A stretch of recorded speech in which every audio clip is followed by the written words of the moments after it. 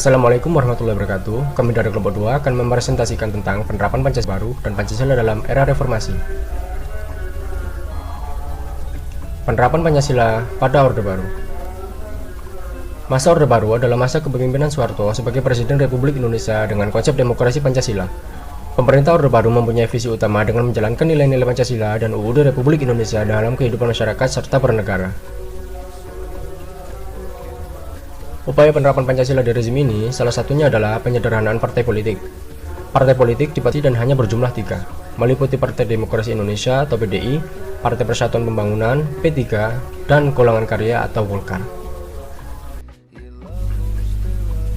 Rezim Orde Baru mewajibkan Pancasila sebagai asas tunggal.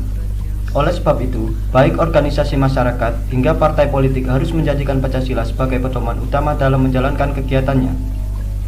Masa Orde Baru juga membatasi kebebasan pers dan kebebasan berpendapat.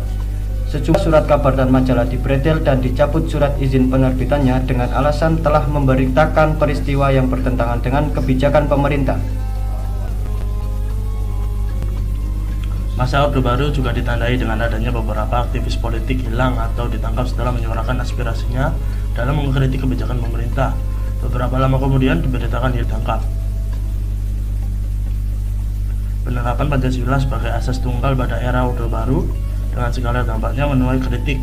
Beberapa kalangan menyebut Soeharto telah menyalahgunakan Pancasila untuk diri dan kelompoknya. Penerapan Pancasila dalam era reformasi. Masa reformasi dimulai saat Soeharto mundur dari jabatannya dan diganti oleh B.J. Habibie. Dalam permintaannya, B.J. Habibie berusaha untuk memperbaiki sistem ekonomi, mereformasi bidang politik dan hukum, mengeluarkan UU Nomor 9 Tahun 1998 tentang kemerdekaan, menyatakan pendapat di muka umum, dan lain-lain.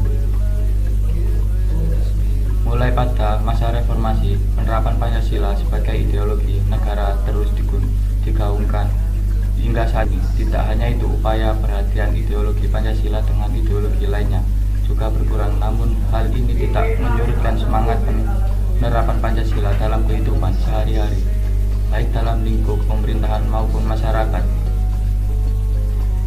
Sekian, terima kasih. Wassalamualaikum warahmatullahi wabarakatuh.